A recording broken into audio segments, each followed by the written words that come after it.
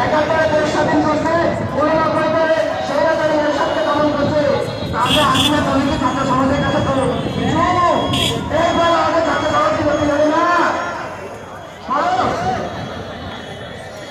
আমাদের ছাত্র সমাজ কি শক্তিশালী না? আমাদের শক্তি আছে, আমরা ওরকম না একটা ভাষণে এইভাবে আমি আমার বক্তব্য শেষ করে পরবর্তী বক্তব্যে আমন্ত্রণ জানাবো।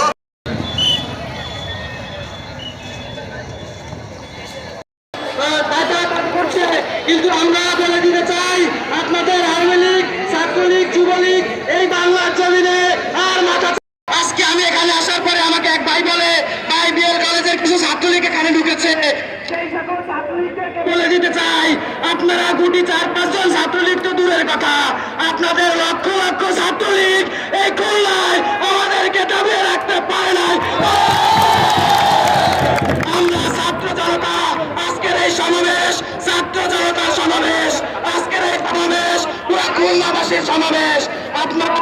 আপনাদেরকে হুঁশিয়ার করে দিতে চাই, আমাদের এই আন্দোলন সুষ্ঠুভাবে চলছে এবং চলবে, এবং আমরা যে দাবিগুলো রেখেছি আমাদের দাবিগুলো আপনারা মানবেন।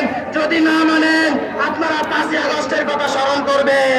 আপনাদের নেত্রীকে গণভবন থেকে আমরা কিভাবে নামিয়ে দিয়েছি ছাত্র সমাজ আপনারা সবাই জানেন, এবং এই কথা মাথায় রেখে আপনারা ভবিষ্যতে কাজ করবেন। এবং আমাদের খুলনা শহরে যত আওয়ামী লীগ, ছাত্রলীগ এবং যুবলীগ আছে তাদেরকে বলে দিতে চাই, এই খুলনা শহরে আপনাদের কোনো ঠাঁই হবে না। খুলনা শহরে আমাদেরকে অনেক দমন পীড়ন করেছেন।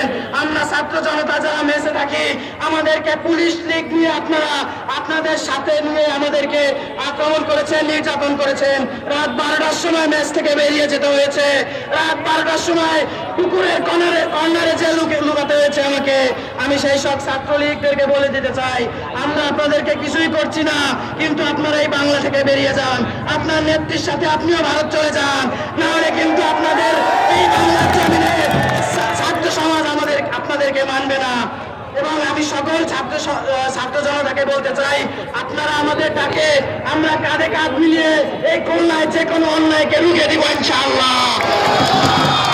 আপনারা জানেন আমরা রাজপথে স্লোগান দিতে শিখেছি, স্লোগান দিয়েছি, এবং ভবিষ্যতে যে কোনো অন্যায়ের বিরুদ্ধে আমরা স্লোগান দিয়ে যাবো ইনশাআল্লাহ। আমাদেরকে আপনারা দাবিয়ে রাখতে পারবেন না। আমরা রাজপথে রক্ত দিতে শিখেছি, আমরা রাজপথে মার খেতে শিখেছি, আমরা পুলিশের পিটান খেতে শিখেছি। কিন্তু দেখুন এই হাজার হাজার ছাত্র জনতা কিন্তু ভয় পেয়ে বাসায় বসে থাকে নাই। আমি আপনাদেরকে বলে দিতে চাই, যে কোনো অন্যায়ের বিরুদ্ধে আমরা মাঠে নামতে প্রস্তুত। আমাদেরকে আপনারা দাবিয়ে রাখতে পারবেন না। এবং সকলের সুস্থতা কামনা করে আমি আমার বিক্ষিপ্ত বক্তব্য শেষ করছি। আল্লাহ হাফেজ, ভালো থাকবেন সবাই।